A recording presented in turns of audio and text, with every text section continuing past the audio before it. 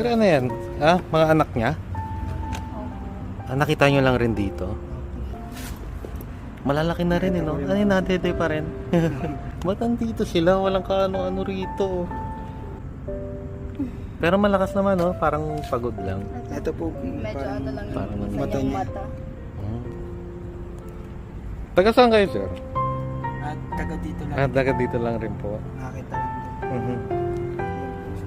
Nagre-rescue rin ako ng mga injured. Yung mga hindi na kayang mabuhay sa daan.